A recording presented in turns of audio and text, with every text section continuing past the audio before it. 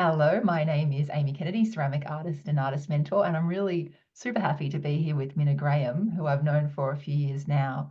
And I've had the pleasure of visiting this studio that she's sitting in right now, the upstairs part, in Daylesford, and visiting her studio and her home and seeing her work and the location where she lives. And I would firstly like to say hello, Minna Graham. How are you going today?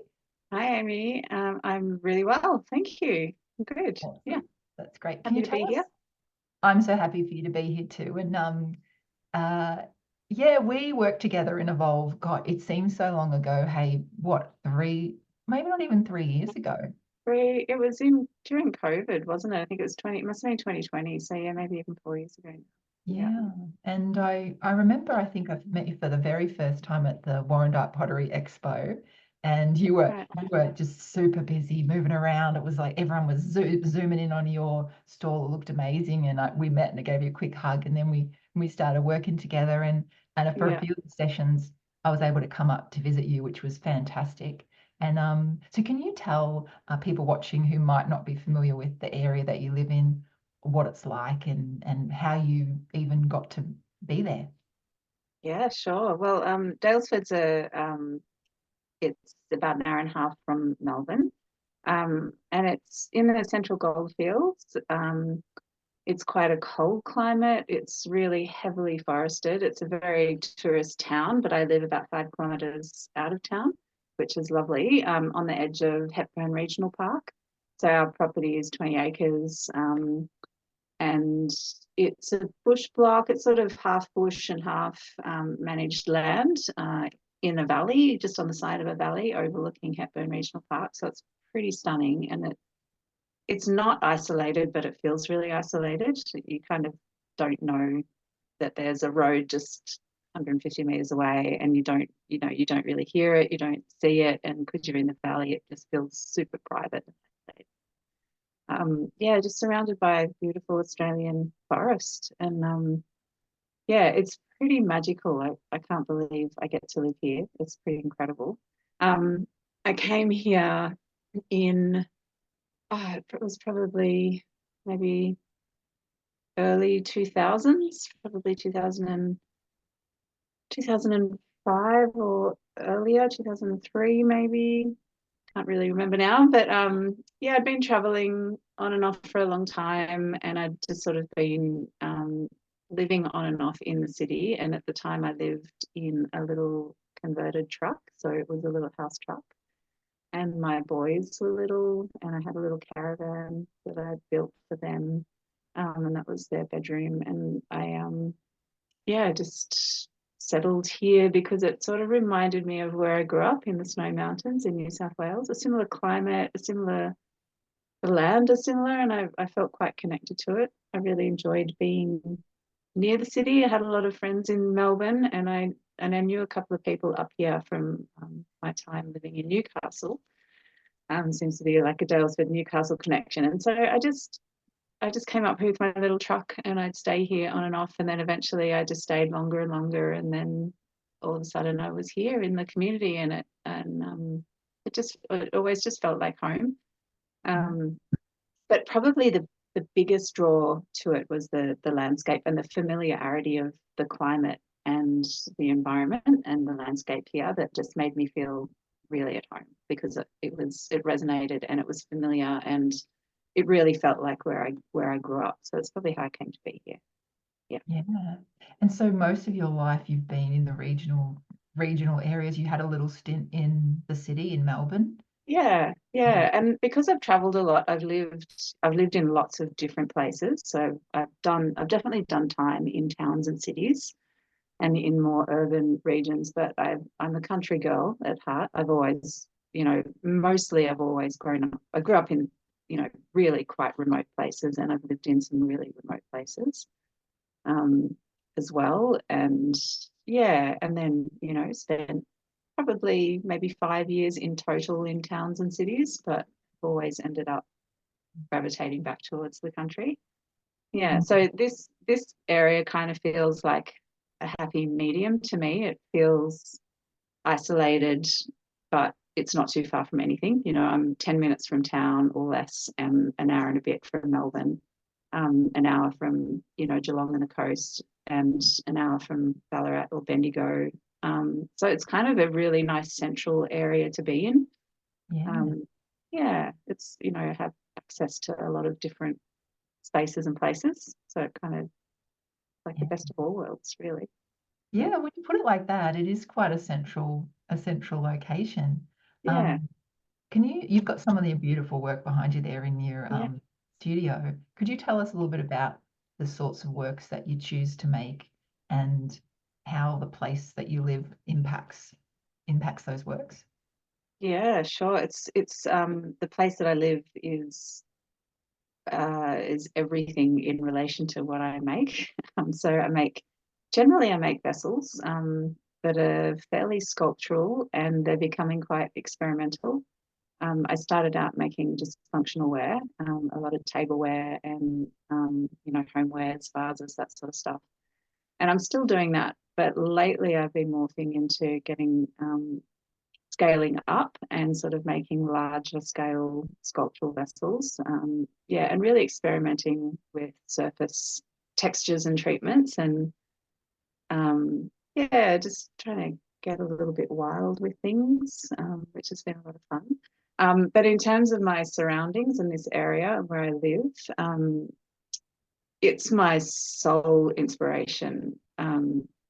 I react to I guess I'm reacting to the not necessarily just to the seasons and to what's happening in the environment around me, but my emotional response to what's happening around me. It can be really dramatic living in the country. It's not always comfortable or peaceful.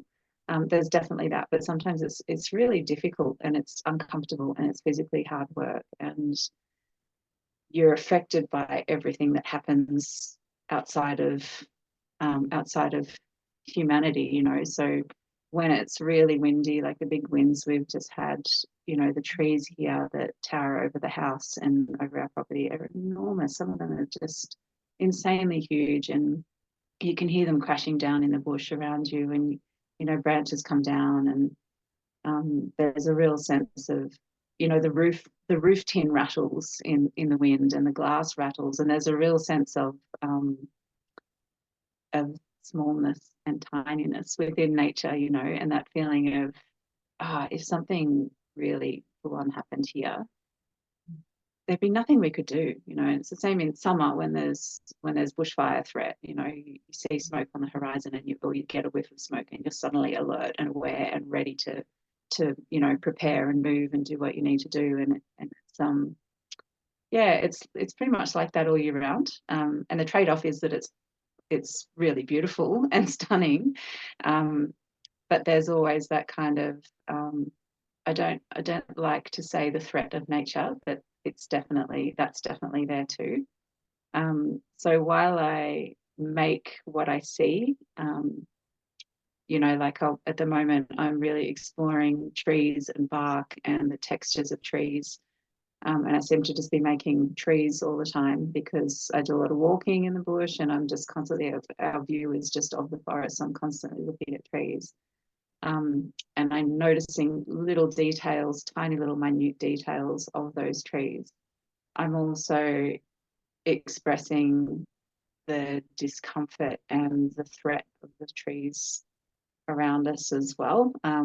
So yeah, there's that kind of double-edged sword where it's stunningly beautiful, offers me constant inspiration, but I really like to explore and express the discomfort that I feel as well. Mm. Yeah, Yeah, because something could, the winds, the high winds or a bushfire can come, and it's like you need to down tools and do what needs to do what needs to be done. It's sort of other factors come into it. I remember the time I drove, maybe it was after we'd worked together. I drove along that road, that main road towards your place. I think all the trees, one after another, another, had come down in these big storms.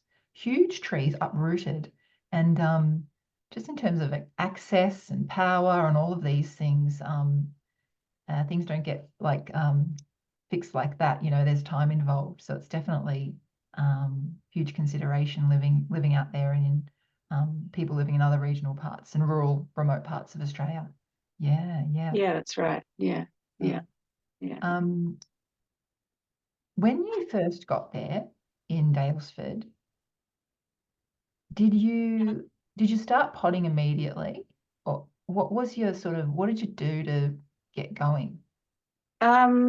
No, I wasn't potting straight away. What was I doing? I think I would have been pregnant with my second son. Bit busy.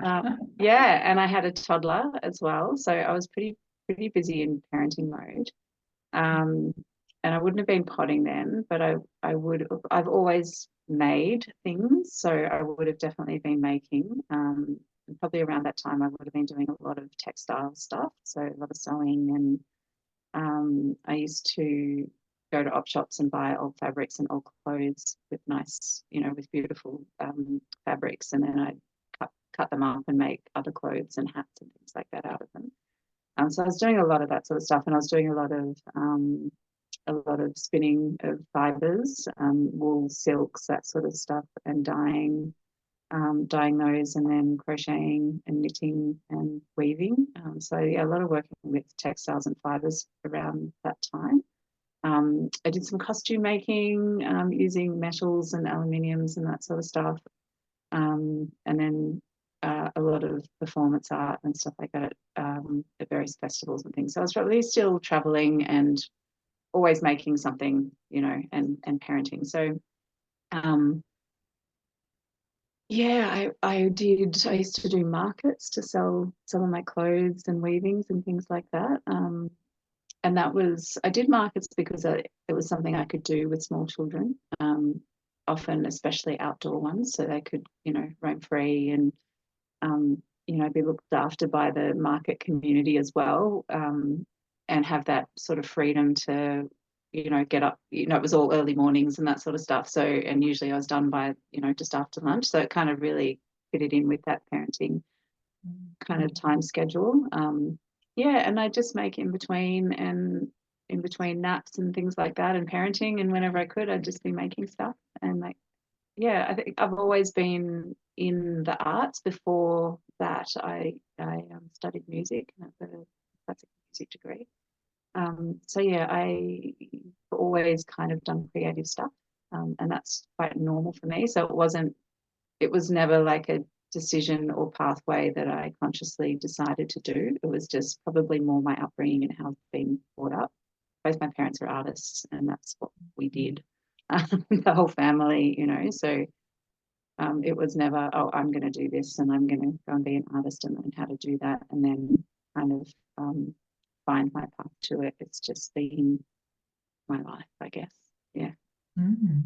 And so how did you move from the textiles and the clothing and the costumes into totally different medium of clay? What was that transition? What happened? Um, it wasn't a transition. It hit me in the face, as clay does. It really grabs you. I'd grown up, like I said, with my parents who were both artists and art teachers, and my dad was the head of the art department in our regional TAFE. So that was great for me. After school, I'd have to wait for him to finish teaching. So I'd go into the art department and just wherever the students weren't was where I was. So the ceramics room would be empty after hours, and that's where you'd find me. And I'd scoop out all the reclaimed clay and I'd chuck it on a wheel and I'd just mess around for hours in there. So yeah, I did that often, and then I kind of forgot about it as I was getting older. I just forgot about that love. And when my boys were little, I think my youngest was probably 3. I was just I'd been parenting for a long time, and just sort of focusing on that. And I started to feel like I needed something a bit more for me and something a little bit more structured so that I could try and fit that into my parenting life. And by that time, I was very much living in Daylesford, out in the bush, and I jumped online and I had a look at what TAFEs were and what sort of courses were around me. And I came across the University of Ballarat, which had this strange arrangement with the TAFE there, where they had a purpose-built ceramics studio and they offered a diploma of ceramics. And so I looked into it. I went along for an interview, had my interview with Neville French and Mary Rasmussen, and they were like, well, you know, you look like you were born for this. But I hadn't touched clay since I was a kid, and so I enrolled in the course because it was so flexible. And they were like, yeah, you can sort of come in whenever you want, and these are the hours that classes are running, but you can come in whenever you want, and you can, you know, even though you're doing it part-time and technically you've only got 2 days a week, you can use the studio whenever you want. And as long as you're kind of vaguely here for some of the classes, you know, we'll accommodate you. And so I enrolled in it and I went along, and on that first day, as soon as I put my hands on clay, I was like, I remember this, you know, and I just remembered that love and that fun that I had, and that was it. I never looked back. I was committed. Oh, gee, that's really, I didn't know that story, Minna. It's Yeah. really interesting because usually people would do some short courses or community courses that have some work there, and they'd go to the interview with a few pieces or some pictures, and you went in cold turkey, and then Yeah. they welcomed you in, and then yeah, wow. Yeah, well, I guess I went in with a folio of other things that I'd made, you know, the textiles and other Oh yeah, creative yeah, pursuits that I'd done, so that I could see I was quite creative, and you know, yeah. yeah, that I had a creative background, and the musical background. I think there's a lot of similarities between music and ceramics in that it's from the discipline, you learn such a discipline when you play an instrument, of practicing and that kind of repetition in order to nail something. And ceramics is kind of similar. You know, there's that doing something over and over and over again until you've got that muscle memory and that deep knowing that you can do something. Then you can physically do something on autopilot. So I think I don't know, I think there's a bit of crossover there of Mm, creative kind of creative discipline. Yeah. mm. Yeah. Well, So I I'm don't know, sure. maybe they saw that. I reckon they must have. Yeah. Oh yeah. Yeah. What instrument did you play? Flute. I played the flute. Yeah. Yeah, right, right. Yeah. Um, and so you did that diploma with Neville and Mary, and Yeah. then what happened after that? Um, so the diploma I did part-time over 4 years, which was just fantastic. So I did full-time, sort of full-time hours, but over part-time. So I had access, because it was so flexible. I could go in there 5 days a week if I wanted to, and just, you know, use the glaze room, use all the materials. It was pretty amazing. So I was in there 3 days a week for 4 years, and really got the opportunity to explore. And you know, that was so encouraging of me to really just, by the time I'd finished the course, I'd set up my own home studio and I had already established myself in the kind of art market scene.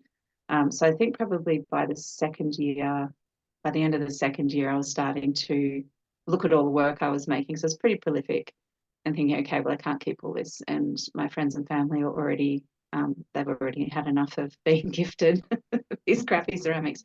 I'm going to have to do something. So I just started selling it. And I think I probably started at the local Daylesford market. Um, yeah, and then I would have just moved around to other markets in the area. And so I got a bit of a name for myself. I did some teaching, just started off with teaching kids and other beginners. And so by the time I was finished, I was kind of already fairly established in the area as a, you know, emerging ceramicist. But I also had this great opportunity. There was a bunch of students and ex-students who pulled together to start a ceramics cooperative in Daylesford. And so somehow I ended up as a founding member and being on the board of that ceramics cooperative. And that was probably really influential in, you know, because I was so active in doing things ceramically, I kind of became, I guess, a little bit known for that. And the ceramics co-op created opportunities for me as well, like teaching other events, like we'd sometimes do a Christmas market together or little group exhibitions together locally. And then some bigger ones too, actually, down in the city. We all went together and took a body of work down to the city and had an exhibition. I think it was at North Pottery. I can't remember now. Yeah, so, through that sort of really helped to create a bit of a pathway for me as well, I think. Yeah. Yeah.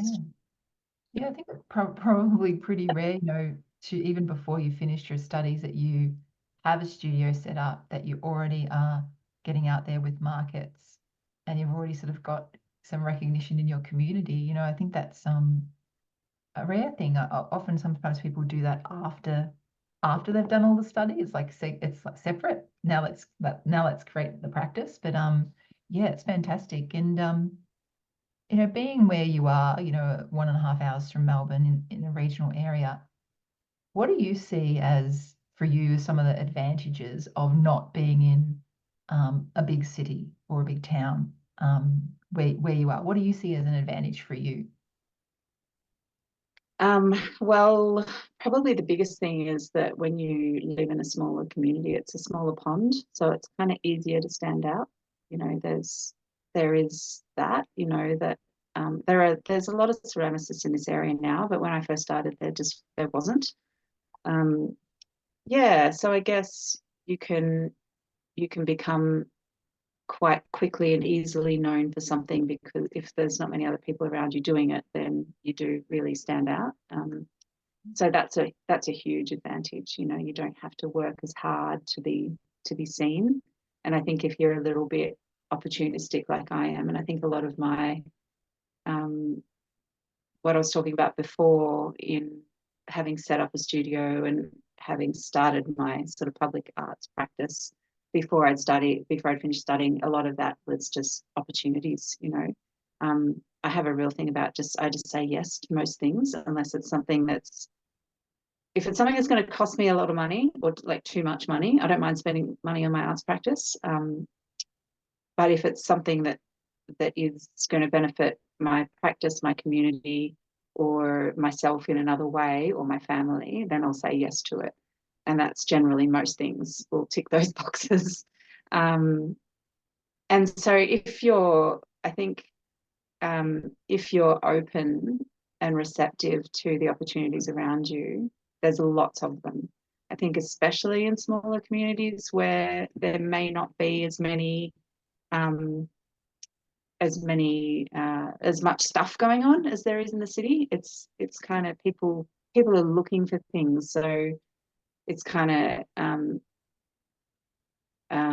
I've lost my train of thought. It's kind of easy to it's easy to make things happen, and it's easy to get involved with things as well, because there's less competition.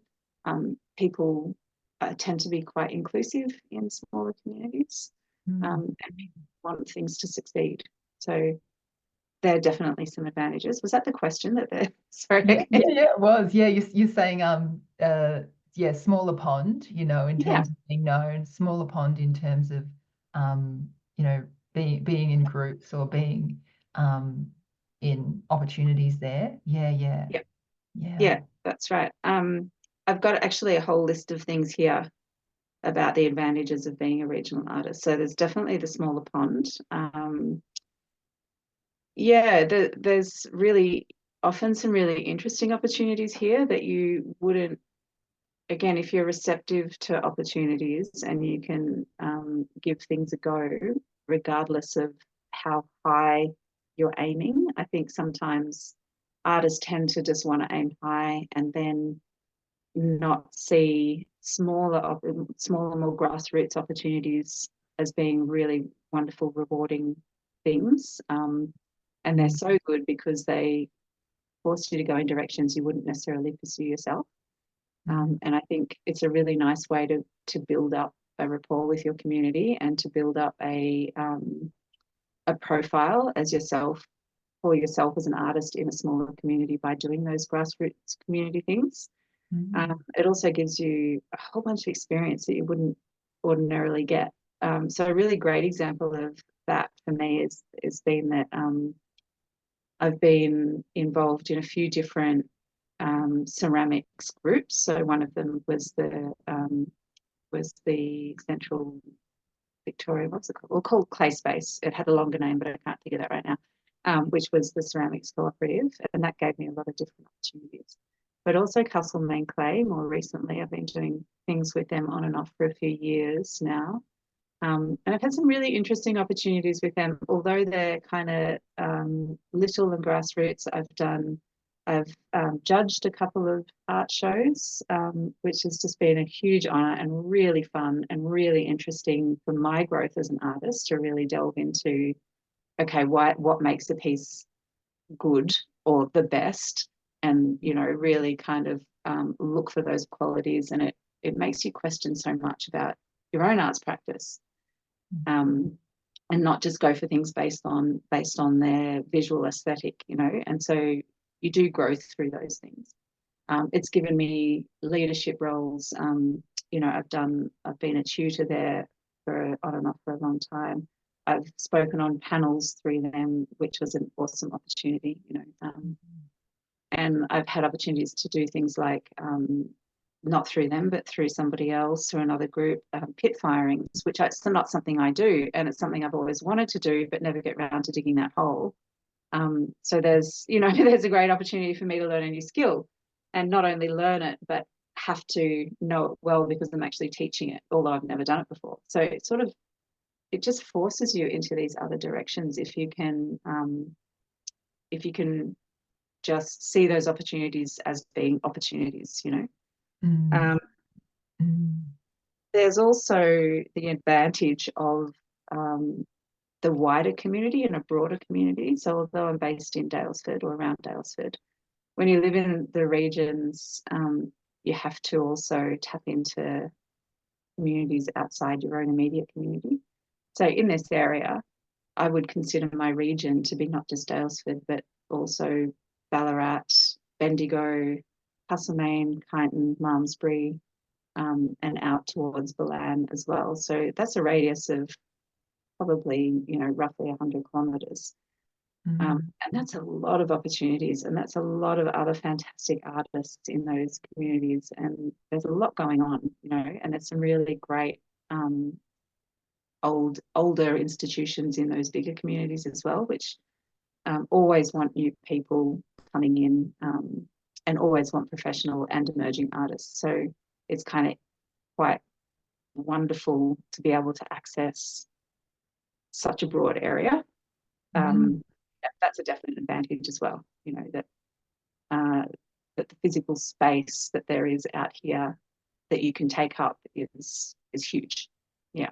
Mm. Yeah, yeah. It seems like a really active region within that 100 kilometers. Like, Yeah. yeah, yeah. Yeah. And just one of the things that you're saying before about, grassroots and local and how often some of us can want, the biggest thing or in the biggest city or international, I had that a little bit myself. I want to go international, and but more and more I see things happening in the local community where I was in Melbourne and where I'm now in New South Wales. And it's just it's fantastic, it's you get to meet so many people directly through that. You're not just shipping your work over somewhere, and make connections and networks and then meet the people that are appreciating your work or purchasing your work. So what I like about you and what I'm inspired by about you is that you're an octopus with many tentacles, and I think this Or is a dog with a frisbee. Over there. Over there. let's stay with the tentacles part. Yeah, because you do go into the cities to do things, but then you've got all the different regions that you just spoke about there, radiating off from Daylesford, and teaching and many other things you've got going on, tea ceremony work, and so that's something that I'm totally inspired by, and I think like a lot of artists should really think about, not having their eggs in all one basket. Obviously it suits your personality too. You're very active, you're very creative, you know, you love people, you join these committees and groups, and so it seems to suit your personality as well to have many things cooking at the one time. Yeah, yeah, it does. I probably get bored easily. And because I'm full time at my arts practice, and ceramics is so, as you know, it's so isolating. You know, it's a very solo practice, and I find it hard to work alongside other people in that way. So I've tried having people come and either work with me or for me, and I just get so scattered from that. So I know that I need a lot of time on my own doing that solitary practice. Um, and because my studio is only 50 meters from my house, I spend a lot of time at home on my own. I can not leave the property for a week. And that's kind of normal. So it's good for me to work and to get out and do other things and get involved in other things so that I have that the social, but also that critical conversation about art, and that inspiration that and excitement that comes from talking about art with other people, whether it's your own art or other people's art, or just being inspired by what other people do and how they do it. That's really critical for me to be able to sustain what I do here. Yeah. Mhm. Yeah. You mentioned there that you are isolated, or do you feel isolated? I mean, where you are, do you feel that as a I is that a can.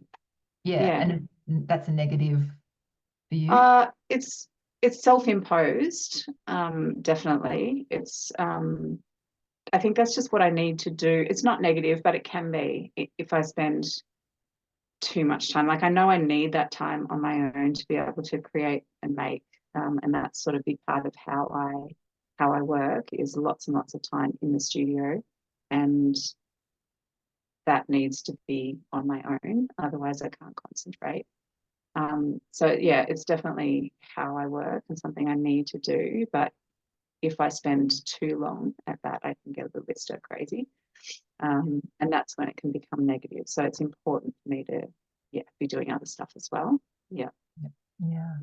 And Yeah. have you ever felt, Minna, that there are negative aspects to being in the regions, or you've felt like you're a bit on the outer or overlooked because you know, live where you live? Have you ever encountered that over the years? Yeah. Yeah, definitely. Yeah. And that can be very real. And I think it probably what it looks like is to me is that there's some of the bigger institutions and galleries that are in the city, they look for certain kinds of work.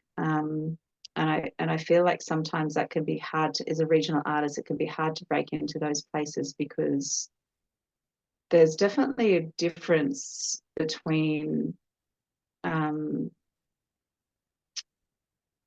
uh, how do I say it's sometimes those places and galleries are more in the city tend to be more geared towards what sells. And so there's a loop that begins, or what their clients like and what's popular at the moment. So there's a bit of a loop that starts um, where, because that type of work is selling a lot, that's the work that they want in, which creates a trend. And then that's what people see as that's what art looks like. So that's what they buy, and then around and around and around it goes. So I have found that my work doesn't suit a lot of urban galleries or institutional spaces because it just doesn't fit into that, and I can find that a bit prescriptive. So galleries will often, the feedback I get sometimes is, oh, well, this is what we're looking for because this is what sells. So if you want to make something that is a bit more like that, then that would fit into our space. And that's probably how it looks. Whereas I find regional galleries are a little bit more open to experimenting and a little bit more open to having more diverse work. That's general. That's a real generalization, I'm aware, but it's just something that I've noticed over the years that there is that sort of prescriptive base. There's also a really different language in the city and in the country. People speak differently, you know, and And I've found that kind of a little bit alienating sometimes, that there's a certain conceptual kind of speak and a kind of marketing speak that happens quite a bit in the commercial space in the city that I'm uncomfortable with because it's not familiar to me at all. And that makes sometimes approaching galleries and shops and things a little bit tricky. And again, I really am generalizing, but it's just something that I've noticed, that there's a different culture in the city than there is in the country, and I think language is a part of that too. Yeah, and then maybe a difference in priorities as well. In the city, it's very commercial, and I think there's I don't want to get in trouble for being just too general and creating too much of a divide, but there seems to be more of focus on the commercial side of things in the city than in the country. So I think maybe art in the country is more experiential, and people go to art openings and to galleries to experience and participate in exhibitions and things like that for experience, and maybe less for the commercial side of things as well. And maybe there's more or less emphasis on the kind of conceptual language around art, and that can be a little bit of a barrier sometimes, I think, too, to what am I trying to say? There's things seem to be a bit more relaxed up in the country. I think, galleries a little bit more relaxed in how they approach art. There's a lot less admin, I'll tell you that much. If you were to put work into a gallery in the city, the admin is, in my experience, is quite huge compared to a little gallery in the country. They don't seem to want a lot of paperwork, and that admin can be a real barrier too. And when you say admin, Minna, can you say what that entails?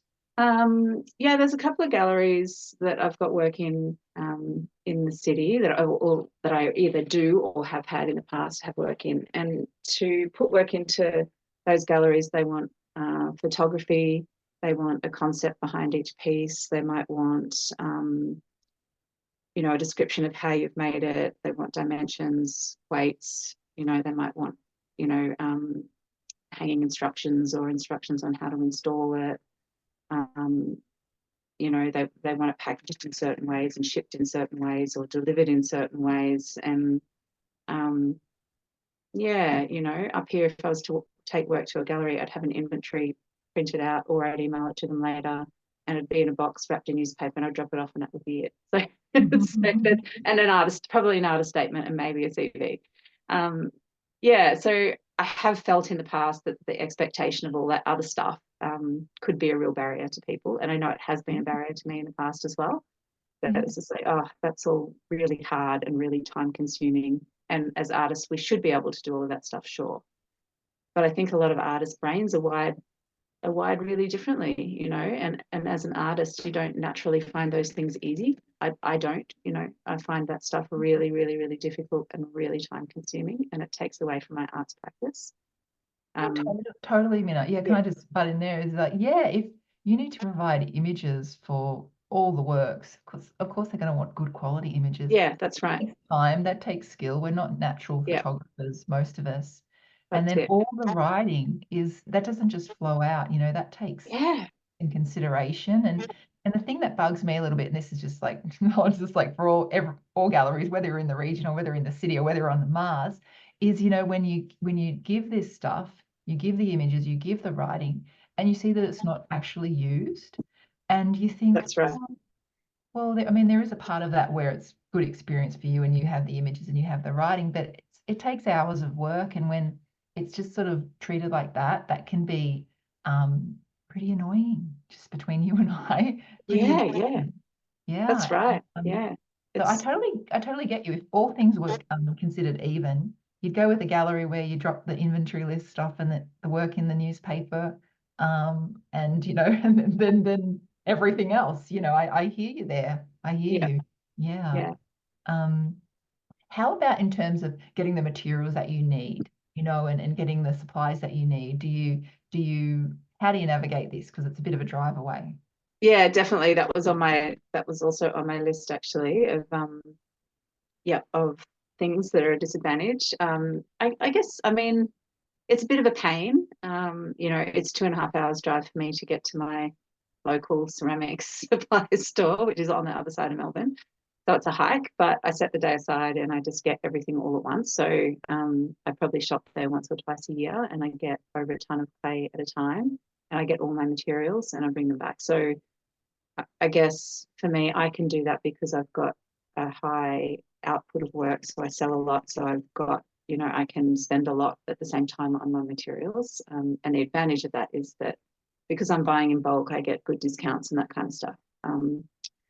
Yeah, the disadvantage is just the drive and the day out to go and do that. But to be honest, it's okay. You get used to driving when you live in the country. You're always driving, and distances are great, and they're big distances. But I don't know. There's great things about it. I go right past Laxa King, so I get to have a I do other things. Generally, I'll do other things while I'm in the city too. Yeah. Um, and yeah, I don't mind going down to the store to have a good look at, all the new products and the new clays. And, that's okay. I think it's just a part of living in the country that you learn to accept. It's not a barrier, really. I think if you don't drive and you don't have a car, that's really hard. And I don't know that you could live somewhere like Daylesford if you didn't have a car because there's no or very little public transport out here. Mm. Um, you'd probably end up paying more for deliveries, basically. But Mm. it forces you to get organised. So it's okay, Yeah, it's a minor annoyance more than anything, but I wouldn't see it as a disadvantage. Yeah, it seems like, yeah, organized, planned, rather than thinking, oh, I need that, and having the Yeah, convenience, perhaps the convenience of being in a bigger city where you just pop down and grab the stain yeah. play. Yeah, yeah, but You learn to definitely, be self-sufficient and resourceful when you live in the country too. yeah. And leaning into your community is really important. I know we were going to talk about some community a bit, and I think one of the things about that is there's a few potters in this area. So often I'll get a call from one of them saying, "I ran out of TMK. Have you got any? Have you got any? Or I need some iron oxide. Have you got any?" And I will also have to ask, and Yeah. sometimes you just give freely. So there's been many a time where I've got I've got 5 kilos of iron oxide. Come and get what you need, and um, I'll give half of that away, and then know that that's somebody I can call on later in the future if I need something. Yeah. So there's a really nice kind of generosity that happens if you can really connect with your community like that. So yeah, there's usually someone around that can help you.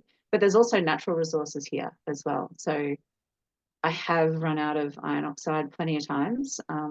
And I'm lucky to have a few springs on the property, and I've found that one of them is rich in iron oxide. So I can just go and scoop it off the top and use that. We've also got heaps of terracotta in the ground, so I can make slips out of that and use that instead. So you do get resourceful. You can use the natural resources around you if you look carefully and Mm. you know where you live and what's available to you, and are open to experimenting a little bit, then it can be heaps of fun. Yeah, Yeah, totally. yeah. So if you were talking to someone who is living in a regional or rural community, and um, they're finding it a little bit difficult to, make their way as an artist or a maker, or someone who's just moved to a regional area, what advice would you give them, from your perspective of knowing what you know, of lived how you've lived? What could be some things that they might want to think about? Um, yeah, community. It's largely about hooking into the community and really get to know your community and be generous with your community. Offer your services, offer help, um, offer to do things, get involved. And that doesn't necessarily mean give away your skills and give away your art and do things for free, but just be prepared to give a little or be movable and shiftable on the price of your services maybe, and not to undermine yourself at all. But I think by doing that, you can make yourself more accessible to your community as well, especially to begin with, you know. And if you're seen as somebody who's a little bit flexible and a little bit generous, then you'll get asked to do things, you know, you'll be given more opportunities, and eventually it comes around. So my philosophy is what goes around comes around, you know. And generally people in smaller communities are quite giving and generous themselves. So it's nice to reciprocate, whatever that looks like. You know, I've done a lot of community stuff in my local neighbourhood centre for a few groups.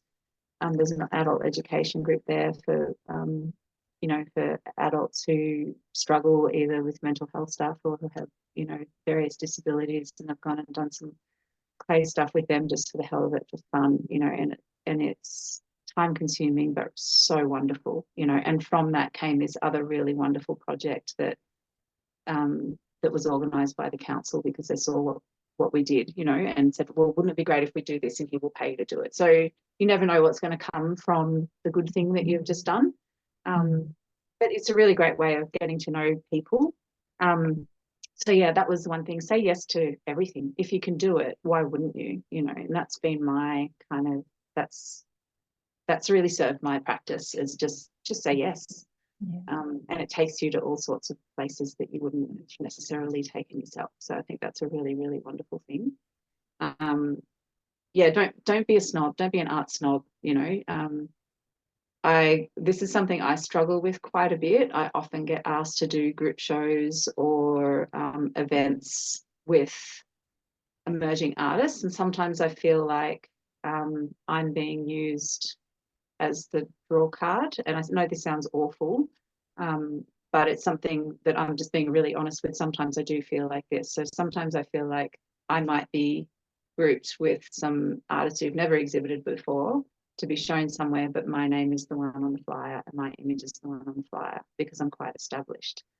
And sometimes I feel like that elevates everybody else, but does it elevate me too? And so that's something that you have to keep in mind. But generally I come back to, no, it's fine. We need to all elevate each other, you know, and that I've worked hard to get here, but I've had help along the way too. So that's okay, you know. So I try not to be an art snob and I try and just see opportunity for opportunity's sake. There's always going to be a really great thing about showing with a really diverse a diverse group, no matter where they are in their arts practice. I'll learn something too, no matter what. So yeah, don't be an art snob. That's a big piece of Good reminder. Say yes to everything. And diversify your practice. So whether that be using more than one medium, or for me, I don't use other materials. I just purely ceramic artist, but I do teach a lot. I don't teach regular classes, but I do workshops for people who want them when they want them. So I just fit that into my schedule. And that's a lot of fun. It keeps me social. It brings people into my studio and into my gallery. It puts me on the map. But I also will go to other places and other institutes to teach as well, just to keep my brain alive. And teaching teaches me so much about my practice, because I'm forced to put into words what I'm usually on autopilot with, and forced to explain my practice and talk about my practice and talk about the technical stuff. And it also forces me to admit what I'm not good at and face what I'm not good at. And I think that's important too, because you find a way when you're not good at something and you have to do it, you find a way and it makes you better, and you learn how to do that thing better, or you learn how to admit that you're not good at that, or you don't know that, and that's okay too, because you can't know it. So I think it keeps you humble. I think that's really good. Yeah, be generous, be open, be friendly with your community, and yeah, give people time, and then make your art accessible to other people as well. So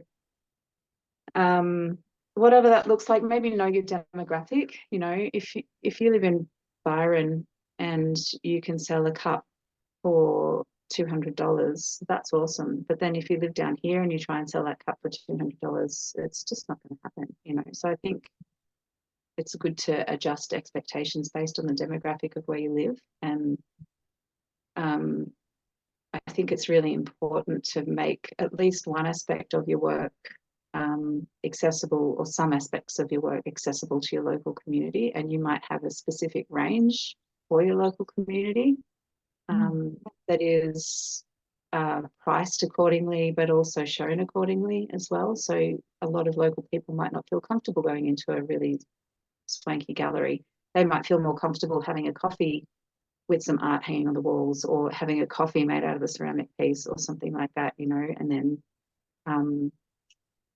then they might be more inclined to buy it. So I think it's really important to show your work in different ways based on where you live as well, and engage with the community in different ways, which might look really different to living in the city or in a more urban thing. Ask your community for help, and whenever you need it, and help other people around you, you know, help to elevate other creatives around you, and get together and create your own opportunities if you're finding it difficult to find those opportunities. I think that's really important too. And it's easy in a small community to create opportunities because people want stuff. Everybody will get behind you. Everybody will, you know, from the local school teacher to the corner store owner to the hardware store owner, you know, everyone will get behind your project, and that's an awesome feeling. So yeah, create your own projects if you're feeling a bit starved for things. Do you want me to put more? Yeah, give me one more. I know I've probably covered it all, actually, what I wrote there about that. Yeah, that'll do. Yeah. Well, thanks. Thanks. They're very comprehensive. And what do you think, you know, what support, or is there support that regional artists, you know, you and in your community specifically, because you're talking about that support is needed in different areas? Do you see some support being given to artists there in the urban areas that's not really given to you in the regional areas? Have you come across that?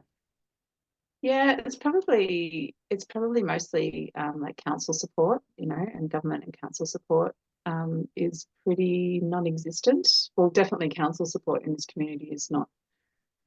It's pretty lame, and that would be something that would be really great. You know, I think artists need a space where they can access each other, but as well as each other's work. You know, that galleries, it's expensive to exhibit. You know, if you want to put your work in a gallery that, you know, if you want to exhibit, not just have your work in a more retail kind of setting, it's really expensive. And most artists I know, we're not wealthy people, you know, we're doing all right, but it's really, really hard. And it's really hard to just keep making work if it's not seen.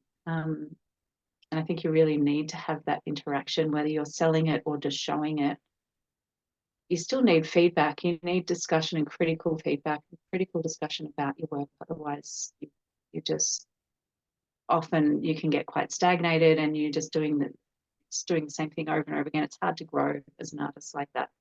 So I think it's really important to have a public space that's kind of easily accessible for people to show their work, but also for the community to see what you're doing and other artists to see what you're doing, or even just any kind of space where artists can get together and discuss arty things, because, you know, it's really important. And that's something we definitely don't have here. We have had it in the past, but it's been organised privately by artists themselves, and it hasn't ever been supported by the local council here. It's something that's been constantly asked for, and the council's never really shown up for that. Really? So what's the council's what's the name of the council that you're in there, Minna? Hepburnshire. Hepburnshire. And because it's such creative, there'd be so many creative people, so many artists there. Yeah. Seems like a no-brainer. I And know. it's such a tourism mecca.